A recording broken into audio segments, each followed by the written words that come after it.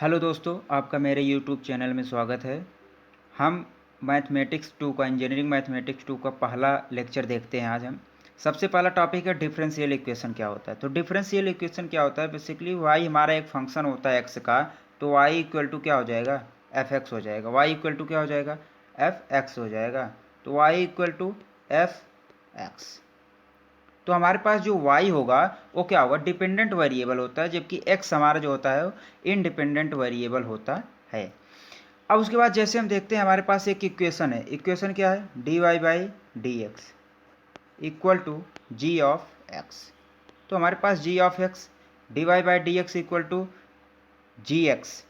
तो जहाँ पे हमारा देखो जो y का डेरिवेटिव है x के रिस्पेक्ट में, तो हमने y को क्या किया, डिफ्रेंशिएट किया है। तो y क्या है, y का डेरिवेटिव x के रिस्पेक्ट में इक्वल टू जी एक्स। तो हमारे पास एक बेसिकली एक क्या है, इक्वेशन है, और इसी इक्वेशन को हम डिफरेंशियल इक्वेशन कहते हैं। इसी इक्वेशन को क्या कहते हैं हम, डिफरेंशियल इक्वेशन कहते हैं। अब देखते हैं डिफरेंशियल इक्वेशन में हम ऑर्डर और डिग्री निकालते हैं सबसे पहले। तो ऑर्डर और डिग्री निकालते कैसे हैं, तो हमारे पास देखो, जैसे मान लो हमारे पास एक इक्वेशन है, क्या है, इक्वेशन है हमारे पास dy/dx equal to 2x plus 3। तो 2x प्लस 3 हमारे पास क्या है, एक इक्वेशन है dy/dx equal to 2x plus 3। अब इसका हम ऑर्डर कैसे निकालते हैं। अब देखो, जो हमारे पास ऑर्डर निकालने का रूल है वो हमारे पास क्या है, जो हाईएस्ट डेरिवेटिव होता है। जैसे हमारे पास क्या है, dy/dx, तो y क्या है, डेरिवेटिव है x के रेस्पेक्ट में। y को हमने जब डिफ्रेंशिएट किया तो क्या हो गया है, y डेरिवेटिव बन गया x के रेस्पेक्ट में। तो dy/dx equal to 2x plus 3। तो जो हाईएस्ट डेरिवेटिव होगा, जो हाईएस्ट डेरिवेटिव होगा वही उसका ऑर्डर होता है। तो यानी y को हम कितनी बार डिफ्रेंशिएट किए हैं, y को हम कितनी बार डिफ्रेंशिएट किए हैं वही उसका हमको ऑर्डर बताता है। तो dy/dx यानी y का सिर्फ एक डेरिवेटिव है, एक बार y डिफ्रेंशिएट किया गया तो इसका ऑर्डर क्या हो जाएगा, 1 हो जाएगा। क्या हो जाएगा, 1 हो जाएगा। अब जैसे हम दूसरा एग्जाम्पल देखते हैं। दूसरा एग्जाम्पल हमारे पास क्या है, d2y/dx2 plus 3dy/dx plus 9y equal to 0। अब हम ऑर्डर देखेंगे तो हमारे पास देखेंगे कि हाईएस्ट डेरिवेटिव क्या है। तो y को सबसे ज़्यादा मतलब कितनी बार डिफ्रेंशिएट किया गया है, तो y का जो हाईएस्ट डेरिवेटिव है क्या है, d2y/dx2। तो हमारे पास 2 बार y को डिफ्रेंशिएट किया गया है, इसलिए इसके ऑर्डर क्या हो जाएगा, 2 हो जाएगा। तो इसका ऑर्डर क्या हो जाएगा, 2 हो जाएगा। अब देखते हैं यहीं पे, अगर हम देखते हैं इस एग्जाम्पल को देखते हैं एक बार फिर से, d3y/dx3 प्लस dy/dx का power 4 plus 6y equal to 3। अगर हम इसमें देखते हैं इसका ऑर्डर क्या होता है, तो हमारे पास हाईएस्ट डेरिवेटिव क्या देखेंगे, तो हाईएस्ट डेरिवेटिव कहाँ है, d3y/dx3। यानी y को सबसे ज़्यादा कितनी बार डिफ्रेंशिएट किया गया है उसका हाईएस्ट डेरिवेटिव वही होता है। तो इसका ऑर्डर क्या हो जाएगा, 3 हो जाएगा। अब हम उसके बाद देखते हैं, ऑर्डर के बाद हम देखेंगे डिग्री। तो डिग्री क्या होती है, तो जो डिफरेंशियल इक्वेशन की डिग्री होती है वो किस पे डिपेंड करती है, वो जो हाईएस्ट डेरिवेटिव होता है, जो हाईएस्ट डेरिवेटिव होता है उसका सबसे मैक्सिमम पावर क्या है, मतलब हाईएस्ट डेरिवेटिव का पावर क्या है उसको हम देखेंगे, वही डिग्री बताता है हमारा। तो हाईएस्ट डेरिवेटिव, अब जैसे हम देखते हैं, मान लो एक एग्जांपल ले लेते हैं। एग्जांपल हमारा ये है d3y/dx3 प्लस 2 d2y/dx2 का power 2 minus dy/dx equal to 0। ये हमारे पास क्या है, इक्वेशन है, डिफरेंशियल इक्वेशन है। अब हम इसमें देखेंगे, अब अच्छा इसकी अगर हम ऑर्डर की बात करें तो हमारे पास हाईएस्ट डेरिवेटिव क्या है, d3y/dx3। क्यों, क्योंकि y को सबसे ज़्यादा डिफ्रेंशिएट किया गया, यानी 3 बार डिफ्रेंशिएट किया गया है, तो इसलिए हम इसको क्या बोलेंगे कि हमारे पास जो हाईएस्ट डेरिवेटिव है वो क्या है, उसके ऑर्डर क्या है, हाईएस्ट डेरिवेटिव d3y/dx3। तो इसमें ऑर्डर क्या हो जाएगा, ऑर्डर 3 हो जाएगा। लेकिन अगर हम बात करेंगे डिग्री की, तो जो हाईएस्ट डेरिवेटिव है उसका पावर जो होगा वही उसकी क्या होगी, डिग्री कहलाएगी। तो इसमें हाईएस्ट डेरिवेटिव क्या है, d3y/dx3, इसका पावर क्या है, इसका पावर 1 है, तो इसलिए हमारे पास डिग्री क्या हो जाएगी, 1 हो जाएगी। इसकी डिग्री क्या हो जाएगी, 1 हो जाएगी। अब हम देखते हैं दूसरा एग्जांपल देख लेते हैं, d2y/dx2 equal to 1 plus under root d y by d x. देखो ऐसे केस में क्या करेंगे, हम सबसे पहले दोनों तरफ क्या करेंगे, स्क्वायर करेंगे। जब दोनों तरफ हम क्या कर लेंगे, स्क्वायर कर लेंगे, तो हमारे पास आएगा क्या, तो हमारे पास कुछ इस तरीके से बच जाएगा d two y by d x two का पावर 2, ये लेफ्ट हैंड साइड आ जाएगा। अब हम राइट हैंड साइड जो लगाएंगे, राइट हैंड साइड क्या लगाएंगे, ए प्लस बी का होल स्क्वायर लगा देंगे। तो हमारे पास देखेंगे कि हाईएस्ट डेरिवेटिव क्या है, तो हाईएस्ट डेरिवेटिव क्या हो जाएगा हमारे पास, d two y by d x two ही क्या होगा, हाईएस्ट डेरिवेटिव हो, तो उसका पावर क्या रहेगा 2, क्योंकि जब हम दोनों तरफ स्क्वायर करेंगे तो इसका पावर क्या हो जाएगा 2 हो जाएगा, इसलिए इसकी डिग्री क्या हो जाएगी 2 हो जाएगी। अब हम आगे देखते हैं, ऑर्डर हो गया, डिग्री हो गया। अब देखते हैं डिफरेंशियल इक्वेशन हमारे पास दो होते हैं, एक ऑर्डिनरी डिफरेंशियल इक्वेशन होता है, दूसरा होता है पार्शियल डिफरेंशियल इक्वेशन। तो पार्शियल डिफरेंशियल इक्वेशन हम आगे पढ़ेंगे, हम सबसे पहले पढ़ेंगे ऑर्डिनरी डिफरेंशियल इक्वेशन सबसे पहले पढ़ेंगे। तो डिफरेंशियल इक्वेशन जो होता है क्या करता है, एक इक्वेशन रखता है जो अननोन होता है, यानी अननोन फंक्शन और उसके डेरिवेटिव के साथ जो भी रहता है उस इक्वेशन को हम क्या कहते हैं, डिफरेंशियल इक्वेशन कहते हैं। तो डिफरेंशियल इक्वेशन भी एक इक्वेशन ही होता है, जैसे ऑर्डिनरी डिफरेंशियल इक्वेशन उसके पार्ट हैं। तो हमारे पास देखते हैं, उसके बाद हम देखेंगे कि ऑर्डिनरी डिफरेंशियल इक्वेशन तो हो गया। अब इसके बाद जैसे एग्जांपल देखते हैं, हम ऑर्डिनरी डिफरेंशियल इक्वेशन देख लेते हैं एग्जांपल, जैसे d y by d x equal to 2x plus 3, एक ऑर्डिनरी डिफरेंशियल इक्वेशन है। क्यों, क्योंकि इसमें एक अननोन फंक्शन है और इसके डेरिवेटिव है। यहाँ पर x क्या है, x हमारा इंडिपेंडेंट वेरिएबल है, जबकि y हमारा क्या है, डिपेंडेंट वेरिएबल है। तो इसी को हम क्या कहते हैं, ODE यानी ऑर्डिनरी डिफरेंशियल इक्वेशन कहते हैं। तो ऑर्डिनरी डिफरेंशियल इक्वेशन हो गया। अब हम आगे देखते हैं nth order linear differential equation, जहाँ से आपका टॉपिक यानी कोर्स M2 शुरू होता है, तो वहाँ पे हम देखेंगे nth order linear differential equation. तो कुछ इस फॉर्म में रहता है, इसको हम एक बार हम बता देते हैं कि कैसे होता है। तो जैसे हमारे पास देखो, हमारे पास अब इसमें बोला क्या है, कांस्टेंट बोला है। तो कांस्टेंट मतलब एक कांस्टेंट ले लो, जैसे a0 हो गया, शुरुआत हो गया, फिर कुछ इसके क्या होंगे, डेरिवेटिव होंगे। तो डेरिवेटिव n टाइम से बोला है, nth टर्म बोला है, तो हमारे पास nth टर्म का क्या हो जाएगा, dny बाई dxn। क्यों, अगर हम एक बार डिफ्रेंशिएट करेंगे तो dy बाई डी एक्स, दो बार करेंगे तो d2y by d x to, तीन बार करेंगे तो t3y by d x three. अगर हम इसको n बार करेंगे तो n की जगह जहाँ हम जैसे 1 2 3 रख रहे हैं, अब डायरेक्ट हम क्या n टाइम्स करें तो n रखेंगे। तो ठीक है, n रख दिया, तो a0 हो गया, a0 d n y by d x n. अब हम उसी तरीके से a1 लिखेंगे, a1 a2 ये सब क्या है हमारे पास, कांस्टेंट है। इसके बाद हम एक मतलब कम करेंगे, जैसे n टाइम्स है तो n माइनस 1 टाइम्स है, n माइनस 2 टाइम्स है। इस प्रकार से हम क्या करेंगे, ये हमारे पास डिफरेंशियल इक्वेशन का एक फॉर्म हो गया। और इक्वल टू 0 रख देते हैं, सॉरी q रख देते हैं। q यहाँ पर कुछ भी हो सकता है, चाहे x के फॉर्म में हो सकता है, लेकिन यहाँ पर अधिकतम क्या होगा, हमारे पास x के ही फॉर्म में होगा, क्योंकि जो डिफरेंशियल इक्वेशन है वो इसमें क्या होता है, जो y होता है ना, वो जो y और x का जो रिलेशन होता है उसमें क्या होता है, जैसा कि मैंने पहले ही बता चुका, x जो हमारे पास क्या होता है, इंडिपेंडेंट वेरिएबल होता है, जो y होता है हमारे पास वो डिपेंडेंट वेरिएबल होता है। तो इस प्रकार से हम आगे पढ़ेंगे। तो हमारे पास एक एग्जाम्पल देख लो, एग्जाम्पल हमारे पास ये है।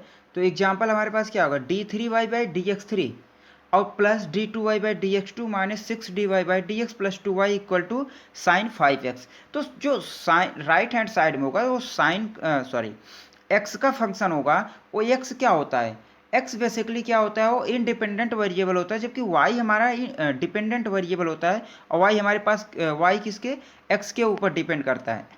अब हमारे पास सबसे इम्पॉर्टेंट टॉपिक आने वाला है, वो नाम उसका नाम है CF और PI। तो सबसे पहले हम CF की बात करेंगे। CF होता क्या है, तो CF होता है कॉम्प्लीमेंट्री फंक्शन और PI होता है पार्टिकुलर इंटीग्रेशन। तो हमारे पास पार्टिकुलर इंटीग्रल होता है PI और CF होता है, तो CF होता है हमारे पास कॉम्प्लीमेंट्री फंक्शन। अब हमारे पास देख लो, आगे देखते हैं अब CF का रूल क्या है, CF हम कैसे फाइंड आउट करते हैं। तो सबसे इंपॉर्टेंट टॉपिक है CF को कैसे फाइंड आउट किया जाता है हम देखते हैं। जैसे हमारे पास सपोज दैट हम मान लेते हैं हमारे पास कोई एग्जाम्पल ले लेते हैं एक बार। एग्जाम्पल से पहले हम आपको रूल बता देते हैं।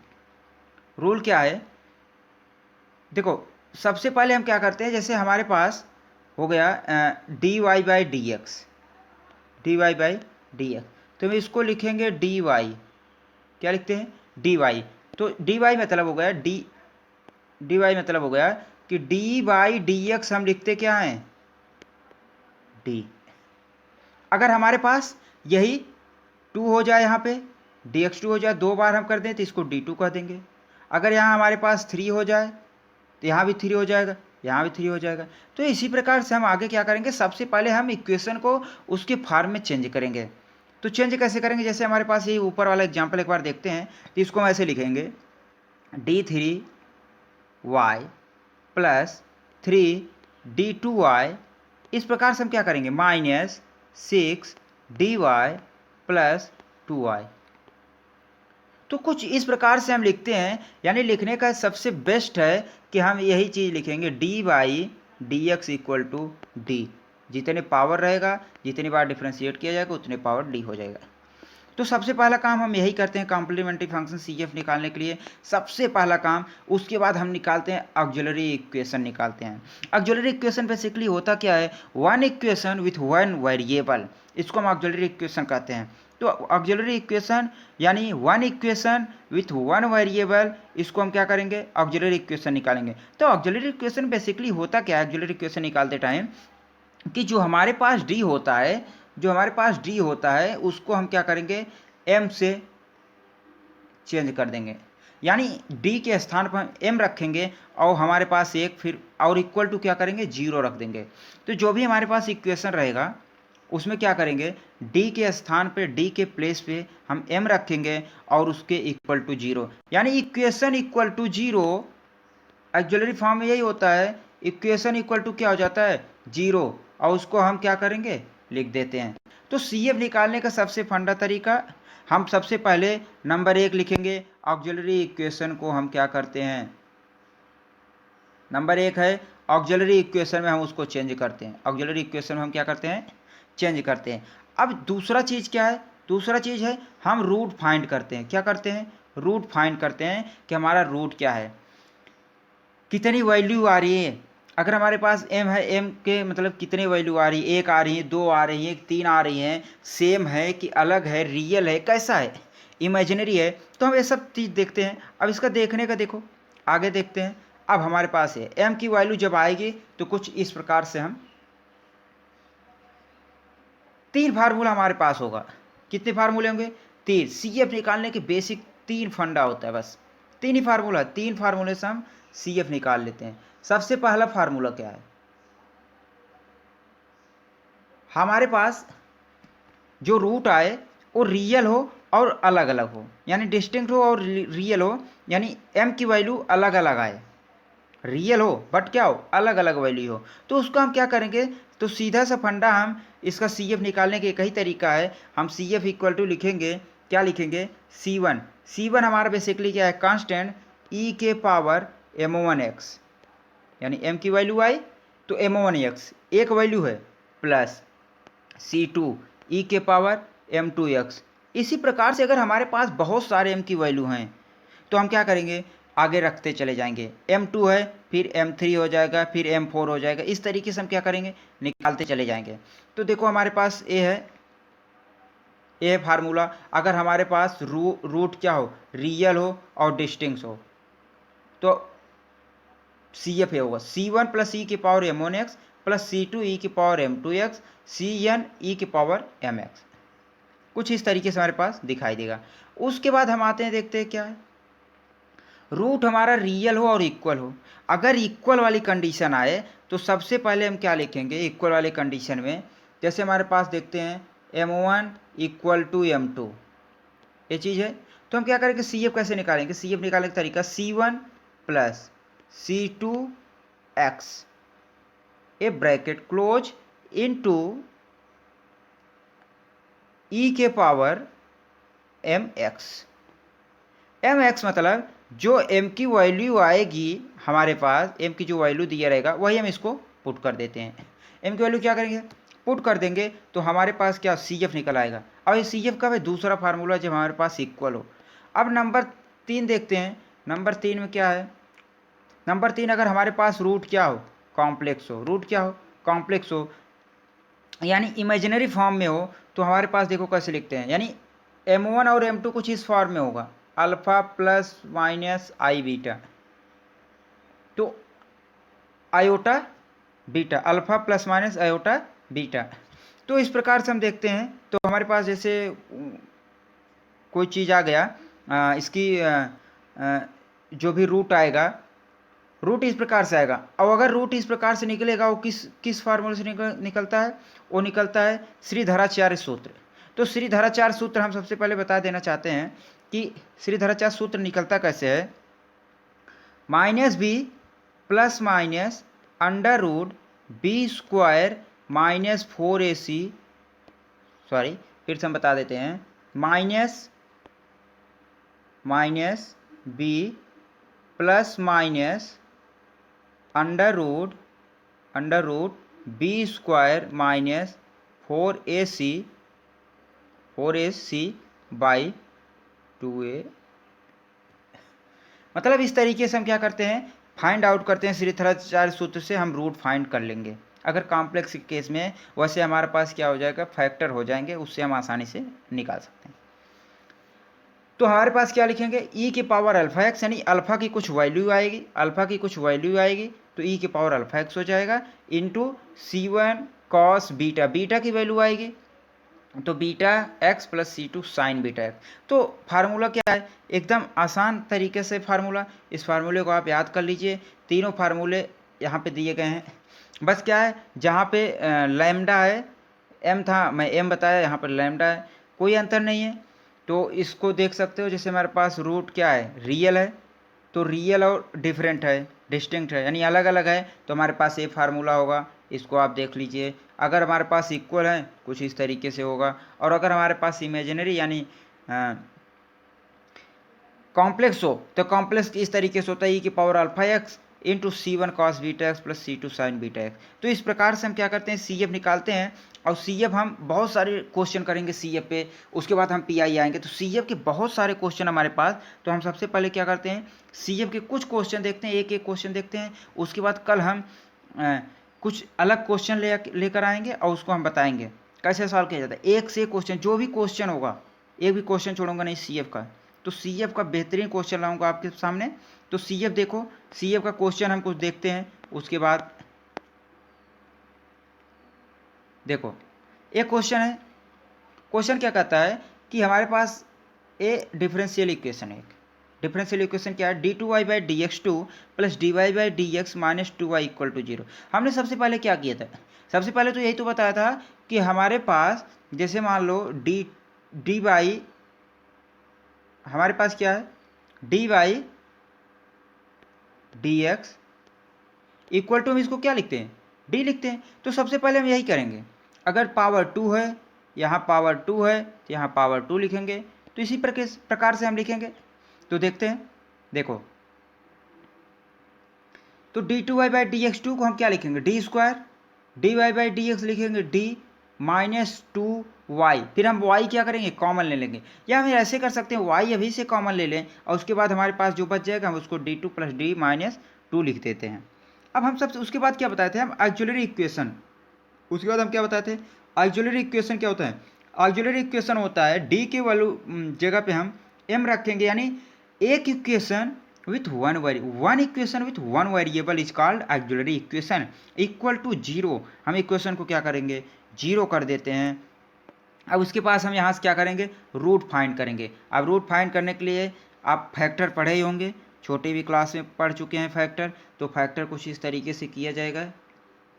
अब हमारे पास m की वैल्यू आ गई, तो हमारे पास m की कितनी वैल्यू आई, 2 वैल्यू आई। कौन कौन सी, m equal to -2, m equal to 1। अब हमने फार्मूला क्या बताया था, कुछ नहीं करना है, CF इक्वल टू C1, क्या लिखेंगे, C1 e के पावर x, e के पावर m1x। तो m1 की एक वैल्यू क्या है, m की एक वैल्यू 1, एक की वैल्यू 2, तो C1 e के पावर m1x, कोई भी वैल्यू रख दो आगे पीछे, कोई दिक्कत नहीं है। तो -2x, m1x, m की वैल्यू क्या है, -2, m की वैल्यू क्या है, -2 है, तो m की वैल्यू रख दिया प्लस क्या है, C2 e के पावर, अब दूसरी वैल्यू क्या है, m इक्वल टू 1, तो 1 तो लिखते नहीं है, तो 1x लिख दो चाहे डायरेक्ट x लिख दो, तो ये हमारे पास हो जाएगा पूरा CF। तो CF हो जाएगा C1 e के power -2x plus C2 e के पावर x। तो इसके बहुत सारे क्वेश्चन करेंगे, लेकिन आज हम एक एक बस एग्जाम्पल बता दे रहे हैं। अब दूसरा देखते हैं, वो हमारे पास क्या था, रूट हमारे पास था रियल, और रियल था और अलग अलग था। अगर हमारे पास सेम रूट आ जाए तो क्या करेंगे, सेम रूट का क्वेश्चन यहाँ पे हमने सबसे पहले क्या किया, इसको हमने जितने भी डेरिवेटिव थे उसको हमने डी में कन्वर्ट किया। उसके बाद हम उसके बाद क्या करेंगे, सबसे पहले auxiliary equation, one equation with one variable is called auxiliary equation is equal to 0। तो हम क्या करेंगे, अब यहाँ पर m-2 के पावर 2 इक्वल टू 0, m की दो वैल्यू आई और दोनों वैल्यू क्या है, सेम है, तो दोनों वैल्यू सेम है, तो उसको हम क्या करेंगे, लिख देंगे। अब हम इसको देखते हैं, तो m इक्वल टू 2 है, तो CF क्या हो जाएगा, CF हो जाएगा C1 plus C2 into x, फिर इंटू ई के पावर, m की वैल्यू कितना है, m x होता है, e की पावर m x होता है, तो m की वैल्यू 2 है x। अगर हमारे पास यही अगर 3 वैल्यू आ जाती तब क्या करते, 3 वैल्यू आ जाती तो हमारे पास, अगर मान लो सेम वैल्यू है 3 वैल्यू आ जाती तो हम इस प्रकार से क्वेश्चन करते, देखो C1 plus C2x plus C3 x square, यहाँ x पावर 0 है, यहाँ x पावर 1 है, यहाँ x पावर 2 है, इस तरीके से हम कुछ करते हैं। और 4 आ जाता है तो प्लस C4 एक्स के पावर 3, इस तरीके से हम क्या करते हैं, सॉल्व करते जाते हैं, हमारे पास से CF निकल गया। तो सबसे हार्ड जो है वो आता है हमारे पास कॉम्प्लेक्स, इमेजिनरी में आता है, तो इसको हम देखते हैं कैसे करेंगे। जैसे सपोज दैट हमारे पास ये है, तो इसको हम सबसे पहले डी में कन्वर्ट करेंगे, इसके डेरिवेटिव को डी में कन्वर्ट कर लिया तो हमारे पास कुछ इस तरीके का ये बन गया है, इस प्रकार के इक्वेशन आ गए। अब हम क्या करेंगे, d इक्वल टू एम रखेंगे, d इक्वल टू एम, यानी auxiliary equation, d equal to m रख दिया, तो m कुछ इस तरीके से वैल्यू आ गया, m स्क्वायर इक्वल टू -1। तो m की वैल्यू क्या आएगी, तो m की वैल्यू आ जाएगी प्लस माइनस अंडर रूट -1, कुछ इस तरीके से आई। तो हमें देखते हैं कि जो माइनस अंडर रूट -1 है, तो -1 को हम बेसिकली लिखते क्या हैं, तो -1 को हम लिखते हैं, अगर देखते हो तो आयोटा लिखते हैं, आयोटा का पावर 2 इक्वल टू -1, इसकी वैल्यू होती है आयोटा। तो हमने क्या किया, तो डायरेक्ट हम क्या कर देंगे, रख देंगे, तो हमारे पास फिर जब हम रूट निकालेंगे तो m इक्वल टू क्या आ जाएगा, m इक्वल टू आ जाएगा प्लस माइनस आई। चलो प्लस माइनस आई आ गया। अब हम इसको देखते हैं कि कैसे हम CF निकालेंगे। तो CF हम निकालेंगे, देखो डायरेक्ट निकालते हैं CF क्या होता है, एक आ गया प्लस आई, एक आ गया माइनस आई। तुम इसको सबसे पहले लिखते कैसे हैं, कॉम्प्लेक्स को कैसे लिखते हैं, कॉम्प्लेक्स नंबर को इमेजिनरी लिखो, अल्फा प्लस माइनस आई बीटा, कुछ इस तरीके से लिखते हैं। तो हमारे पास देखो है क्या, प्लस माइनस आई, केवल क्या है, प्लस माइनस आई। अगर हम इसको कंपेयर देखते हैं, इसको अगर हम, तो प्लस माइनस अल्फा के स्थान पर क्या है, कुछ नहीं है, बीटा के स्थान पर क्या है, कुछ नहीं, यानी अल्फा की वैल्यू 0 और बीटा की वैल्यू 1 होगी कि नहीं।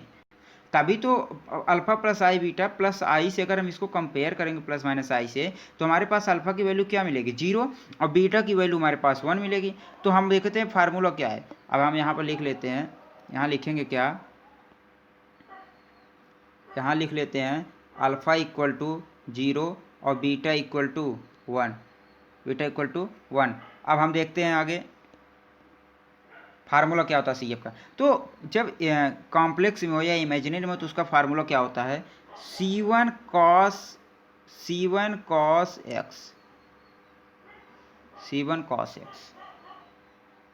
अब देखो C1 cos x, C1 cos x, C1 cos, तो हम इसमें क्या लिखेंगे, हम इसमें लिखते हैं कि जब हमारे पास हो गया अल्फ़ा इक्वल टू 0 और बीटा इक्वल टू 1, तो हम सी एफ कैसे लिखेंगे? तो सी एफ का फार्मूला होता है ई के पावर अल्फ़ा एक्स, ई के power alpha x into bracket में क्या होगा, ब्रैकेट में होता है C1 cos beta x, cos beta x क्या होता है, बीटा एक्स।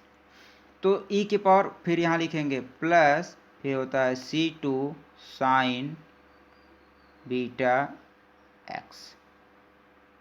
तो इस प्रकार से कुछ होता है इसका फार्मूला, मतलब इस प्रकार से यही फार्मूला है। तो हम देखते हैं अल्फ़ा की जगह क्या है, 0 रख देंगे। अगर अल्फ़ा की जगह 0 रख देंगे तो ये वाला क्या हो जाएगा पूरा,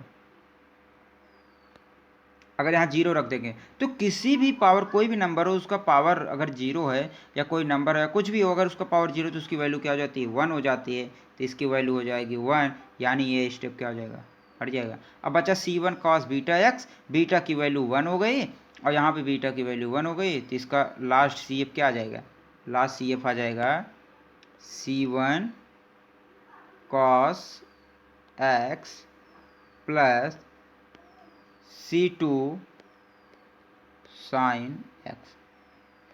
तो इस प्रकार से हम क्या करेंगे, CF निकालेंगे। तो दोस्तों बहुत सारे क्वेश्चन लाएंगे हम CF के लिए, और आगे हम PI के लिए। तो कॉम्प्लीमेंट्री फंक्शन सबसे पहले आना जरूरी है, उसके बाद हम क्या करेंगे, पार्टिकुलर इंटीग्रल पढ़ेंगे हम।